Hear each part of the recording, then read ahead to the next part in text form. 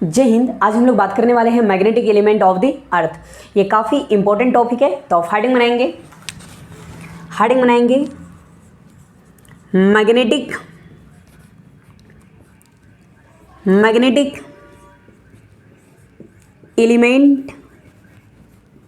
Magnetic element of the earth. Important topic है ना, magnetic element of the earth. देखिए, magnetic element of the earth के 3 types होते हैं। उसमें से पहला टाइप्स जो है ये है magnetic डीकलिनेशन। Magnetic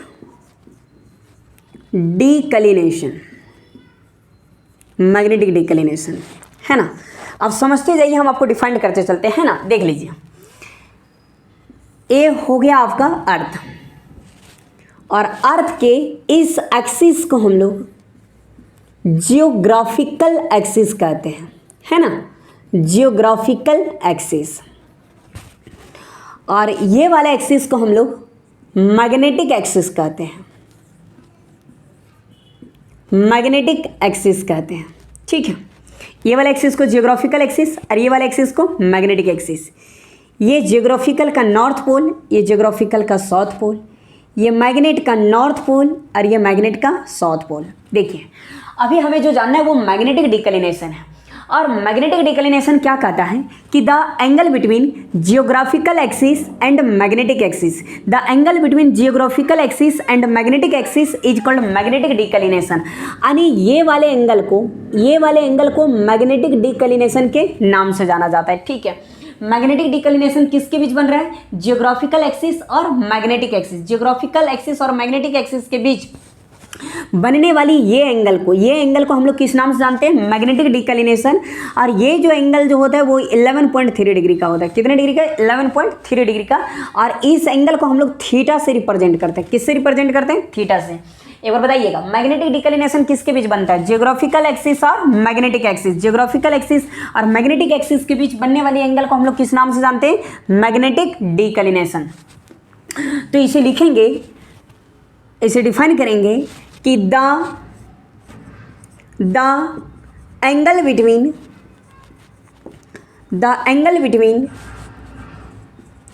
geographical axis and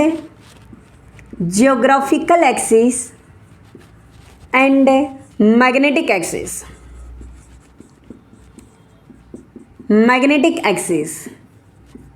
is called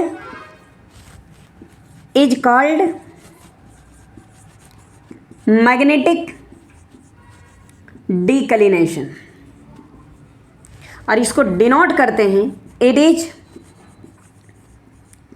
denoted by theta, है ना। देखिए, magnetic element of the earth में पहला जो था वो मैग्नेटिक डीकलिनेशन था। और मैग्नेटिक डीकलिनेशन किसके बीच के एंगल कहलाता है? जियोग्राफिकल एक्सिस और मैग्नेटिक एक्सिस के बीच के एंगल को हम लोग किस नाम से जानते हैं? मैग्नेटिक डीकलिनेशन। इसको थोड़ा स्क्रीनशॉट कर लीजिए, है ना। फिगर भी बगल में बना दीजिएगा, कोई प्रॉब्लम नहीं है, ठीक है। इसको स्क्रीनशॉट करके लिख लीजिए, फिर आपको हम दूसरा बताते हैं, ठीक है। आपने स्क्रीनशॉट कर लिया होगा। देखिए, दूसरा है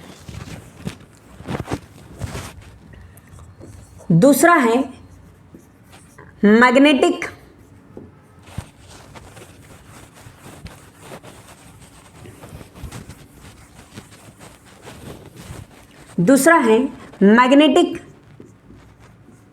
इनक्लिनेशन।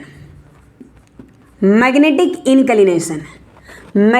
इनक्लिनेशन को डीव के भी नाम से जानते हैं। और डीव, एंगल ऑफ डीव कहिए या डीव कहिए, ध्यान रखिएगा। पहला क्या था? मैग्नेटिक डीकलिनेशन। दूसरा क्या है? Magnetic inclination. और मैग्नेटिक इनक्लिनेशन को हम लोग किस नाम से जानते हैं? डीव के नाम से जानते हैं, ठीक है। देखिए, आपको हम एक बातें बता दें, ए वाला लाइन को किस नाम से जानते हैं? वर्टिकल। ए वाला लाइन क्या है? हॉरिजॉन्टल। ये वर्टिकल, ये हॉरिजॉन्टल, है ना। ये वर्टिकल हो गया, सॉरी, ये हॉरिजॉन्टल हो गया, और ये आपका क्या हो गया? वर्टिकल, ठीक है। और जो टोटल मैग्नेटिक फील्ड जो बनेगा वो ये दोनों के बीच में होगा, है ना। देखिए, बात कर रहे हैं हम लोग मैग्नेटिक इनक्लिनेशन। ये वर्टिकल हो गया, ये हॉरिजॉन्टल हो गया, टोटल मैग्नेटिक फील्ड ये दोनों के बीच हो गए। तो मैग्नेटिक इनक्लिनेशन कहाँ बनेगा? मैग्नेटिक इंक्लिनेशन जो बनेगा ये total intensity of magnetic field with horizontal direction, the angle made by total intensity of magnetic field with horizontal direction, यानी total intensity of magnetic field और हॉरिजॉन्टल के बीच बनने वाली एंगल को हम लोग मैग्नेटिक इंक्लिनेशन के नाम से जानते हैं। और मैग्नेटिक इंक्लिनेशन को हम लोग डिनोट करते हैं डेल्टा से। किससे डिनोट करते हैं? डेल्टा से। फिर से रिपीट कीजिएगा, मैग्नेटिक इंक्लिनेशन किसके बीच बनता है? Total intensity of magnetic field और हॉरिजॉन्टल के बीच बनने वाली एंगल को हम लोग मैग्नेटिक इंक्लिनेशन के नाम से जानते हैं या डीप के नाम से जाना जाता है। कैसे लिखिएगा? The angle made by total intensity of, है ना, इस फिगर को हम नीचे बना देंगे, देख लीजिए। The angle made by total intensity of magnetic field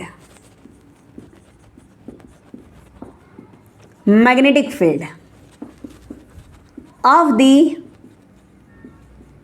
earth and horizontal direction is called magnetic inclination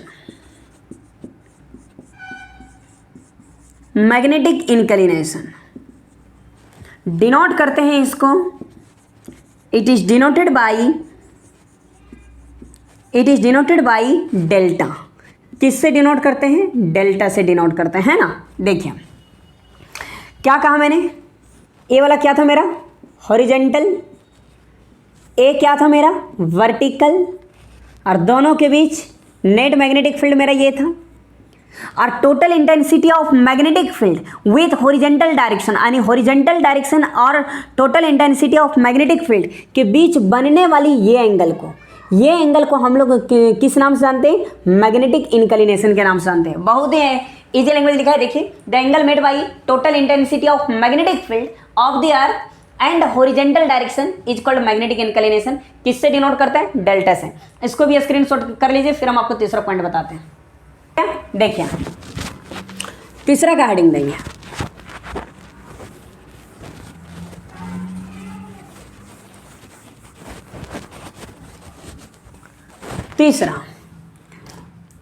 तीसरा है आपका horizontal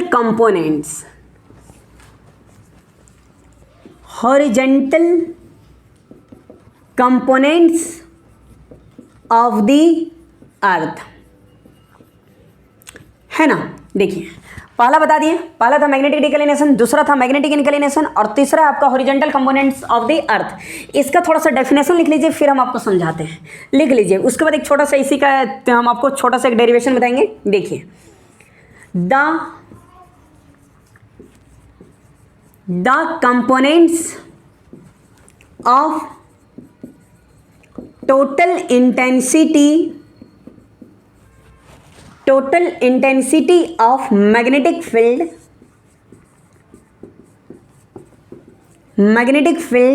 of the earth along horizontal direction with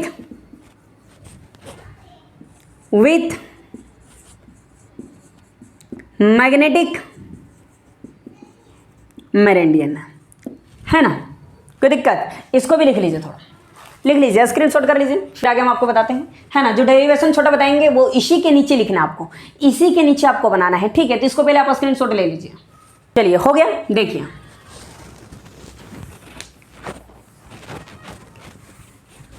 देखिए डेरिवेशन को कंप्लीट करने से पहले एक बात ध्यान दीजिएगा इधर। देखिए क्लास 11th में आप एक टॉपिक पढ़ रखे होंगे जिसे रिसोल्यूशन ऑफ वेक्टर कहा जाता है। रिसोल्यूशन ऑफ वेक्टर, या कुछ लोग इसे रिजोल्यूशन ऑफ वेक्टर के भी नाम से पढ़ते हैं, है ना। देखिए आपको लेकिन ये बातें आना पता होना चाहिए कि ये वर्टिकल, ये हॉरिजॉन्टल, ये वर्टिकल, ये हॉरिजॉन्टल। वर्टिकल में कौन सा थीटा होता है? Sine theta. हॉरिजॉन्टल में कौन सा theta? Cos theta. Vertical sine theta, horizontal cos theta. मेरे बातें को समझिएगा, ये नहीं कहिएगा कि सर बच्चों वाला चीज़ है सर हमसे रिपीट करवा रहे हैं, बस हम आपको थोड़ा याद दिला रहे हैं। देखिए रिसोल्यूशन ऑफ वेक्टर सर हम अभी आपको प्रूव नहीं कर सकते हैं, ठीक है। इसको समझिए कि इसको हम लोग बनाते कैसे कैसे, इसका फॉर्मूला हम लोग को रिप्रेजेंट करते हैं। देखिए अगर हम आपसे ये कहें कि मान लीजिए कोई बॉडी है जो v वेलोसिटी से मूव कर रहा है, कोई बॉडी है जो v वेलोसिटी से मूव कर रहा है, तो उस बॉडी का वेलोसिटी बताइए x में क्या होगा और उस बॉडी का वेलोसिटी बताइए y में क्या होगा। आप मेरे बातों पे ध्यान देंगे, मेरे बातों पे ध्यान देंगे। मैंने कहा कि अगर ये बॉडी v वेलोसिटी से मूव कर रहा है तो उस बॉडी का वेलोसिटी x में क्या होगा और y में क्या होगा। तो x और y में जो निकालना है मुझे वो किसके वजह से, v के वजह से, v के वजह से x में भी निकालना, y में भी निकालना। तो सर दोनों में क्या अंतर है, इसका कंपोनेंट x है, इसका कंपोनेंट y है, और निकालना जो है मुझे वो किसके वजह से, v के वजह से। तो यहाँ भी v, यहाँ भी v। बस ये अंतर ये है कि सर नीचे वाले में कोस थीटा और ये वाले कौन सा थीटा होता है, साइन थीटा। तो ये हो जाएगा v कोस थीटा। खाली समझिए कैसे हम फॉर्मूला को बना रहे हैं, ये हो जाएगा v साइन थीटा। एक और समझिए, अगर हम आपसे ये कहें, देखिए ये तो समझ में आ गया आपको। देखिए एक और समझिए, अगर हम आपसे ये कहेंगे कि सर किसी बॉल को मैंने u वेलोसिटी से फेंका, u से फेंका, तो बताइए उस बॉल का वेलोसिटी x में क्या होगा, y में क्या होगा। तो x और y में जो निकालना है वो किसके वजह से, u के वजह से, u के वजह से x में भी और y में भी। तो मैंने u लिख दिया। बस अंदर ये कि यहाँ का कंपोनेंट x, यहाँ का कंपोनेंट y, मुझे जो निकालना है वो किसके वजह से, u के वजह से, x में भी और y में। बस नीचे कौन सा थीटा, cos थीटा, यहाँ पे कौन सा थीटा हो जाएगा, sin थीटा। क्या पकड़ में आ रहा है। एक और देख लीजिए, अगर मान लीजिए कि ये कंपोनेंट x ये है, तो मुझे बताइए, वीडियो को पॉज करेंगे और थोड़ा बनाने का कोशिश करेंगे। अगर ये कंपोनेंट ये है तो मुझे बताइए इसका कंपोनेंट x और y में क्या बनेंगे। वीडियो को पॉज करेंगे और थोड़ा बनाने का प्रयास करेंगे। चलिए ठीक है, आपने कोशिश किया होगा। अगर ये कंपोनेंट ये है तो आपने पूछा सर x और y में क्या होगा, तो x और y में जो निकालना वो ये के वजह से। बस यहाँ का कंपोनेंट x और यहाँ का कंपोनेंट y, तो ax बराबर क्या हो जाएगा, ax बराबर a cos थीटा और ये y बराबर क्या हो जाएगा, a sin थीटा। क्या बातें समझ में आ रहा है, कोई दिक्कत। देखिए अभी जो हमें ज़रूरत पड़ेगा, अगर मान लीजिए a कंपोनेंट b है तो इसका कंपोनेंट x में क्या होगा, y में क्या होगा। तो यहाँ पे सोचने वाली बातें ये है कि जो मुझे x और y में जो निकालना वो इस b के वजह से, b के वजह से x में भी और y में भी। कंपोनेंट x कंपोनेंट y, किसके वजह से, b के वजह से, x में भी और y में भी। बस नीचे कौन सा थीटा, cos थीटा, और यहाँ पे कौन सा थीटा, sin थीटा। क्या बातें समझ में आ गया। हॉरिजॉन्टल में cos और वर्टिकल में sin। ठीक है, देखिए अब इसका डेरिवेशन देखिए, बहुत इंपॉर्टेंट डेरिवेशन है। देखिए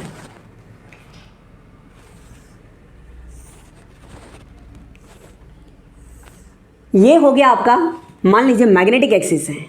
कौन सा एक्सिस है, मैग्नेटिक एक्सिस है। और ये वाले जो एक्सिस है मेरा, उसी तीसरा पॉइंट के नीचे आपको बनाना है, ये है ना डेफिनेशन, जो तीसरा पॉइंट आपने लिखा है उसी डेफिनेशन के नीचे ये बनाना है। और ये वाला कौन सा एक्सिस हो गया मेरा, जियोग्राफिकल एक्सिस। Geographical axis. क्या आपको पता है कि ये जियोग्राफिकल एक्सिस है और ये मैग्नेटिक एक्सिस। और अभी हम बताए थे आपको कि ये जियोग्राफिकल एक्सिस और ये मैग्नेटिक एक्सिस, और इसके बीच बनने वाली एंगल को मैग्नेटिक डिक्लिनेशन के नाम से जानते हैं। और मैग्नेटिक डिक्लिनेशन को किससे रिप्रेजेंट करते हैं, थीटा। तो जियोग्राफिकल एक्सिस और मैग्नेटिक एक्सिस के बीच बनने वाली ये एंगल को मैग्नेटिक डिक्लिनेशन कहते हैं। ठीक है, ये हो गया आपका हॉरिजॉन्टल, ये हो गया आपका vertical. Total intensity of magnetic field ये होगा। कोई प्रॉब्लम हो रहा है क्या, नहीं ना। Horizontal vertical, magnetic axis geographical axis के बीच बनने वाली एंगल को मैग्नेटिक डिक्लिनेशन के नाम से जानते हैं। और हॉरिजॉन्टल और total intensity of magnetic field के बीच बनने वाली ये एंगल को, ये वाले एंगल को, the angle made by total intensity of magnetic field with horizontal direction is called, इसी को हम लोग मैग्नेटिक इंक्लिनेशन के नाम से जानते हैं। कोई दिक्कत। तो एक बात हमें बताइए, देखिए हमें बताइए, अभी मैंने आपको कंपोनेंट सिखाया था, एक वी वाई में और एक वी एक्स में। बस वाई की जगह वर्टिकल और एक्स की जगह हॉरिजॉन्टल। तो सर यहाँ पे अगर निकालिएगा, देखिए अभी हम आपको बता रखे हैं कि अगर ये कंपोनेंट बी है तो इसका कंपोनेंट एक्स में क्या होगा, इसका कंपोनेंट y में क्या होगा, तो y मतलब वर्टिकल और x का मतलब हॉरिजेंटल। तो x और y में अगर b की वजह से निकालिएगा तो यहाँ भी b, यहाँ भी b, यहाँ x, यहाँ y, तो x के जगह h और y के जगह v, है ना। तो bx बराबर क्या आया था, b cos थीटा, और ये हो जाएगा b sin थीटा। पर अब हम थीटा नहीं, क्योंकि थीटा की जगह पे मेरा क्या है, डेल्टा है, डेल्टा। तो b भी बराबर क्या हो जाएगा, b sin डेल्टा। इस इक्वेशन को 1 ले लीजिए, और ये हो जाएगा b cos डेल्टा, और इस इक्वेशन को 2 ले लेते हैं। देखिए अब यहाँ पे दोनों इक्वेशन को डिवाइड कर दीजिए, इक्वेशन 1 डिवाइडेड इक्वेशन 2, तो b भी बाई बी एक्स क्या हो जाएगा, b sine delta by b cos delta. तो b भी बाई बी एक्स बराबर b से b कट जाएगा तो क्या हो जाएगा, sine delta by cos delta, और हमें बताइए क्या बनेगा, b भी by b x sine cos मिलके टेन डेल्टा। अब हमें एक बातें बताइए, अगर यहाँ से हम डेल्टा को निकालेंगे तो टेन कहाँ आएगा, नीचे आएगा, टेन नीचे आएगा, और इसी नीचे से अगर टेन को ऊपर ले जाएगा तो किस में चला जाएगा, इन्वर्स में चला जाएगा। तो डेल्टा अगर यहाँ से निकालिएगा तो टेन इधर आएगा, टेन इन्वर्स हो जाएगा, tan inverse b b by x नहीं, यहाँ एच लेना चाहिए हमें, है ना, वर्टिकल हॉरिजॉन्टल की बात कर रहे हैं। देखिए तो b b by b h किसके बराबर, डेल्टा के बराबर, है ना। डेल्टा निकालिएगा, टेन नीचे, ऊपर ले जाइएगा, इन्वर्स में चला जाएगा, तो डेल्टा बराबर tan inverse b b by b h. बहुत ही इंपॉर्टेंट टॉपिक है ये, ठीक है। आप 1-2 बार इस वीडियो को रोक के आराम से पढ़िए, आपको कोई तरह का प्रॉब्लम नहीं होगा, ठीक है। मिलते हैं नेक्स्ट वीडियो में।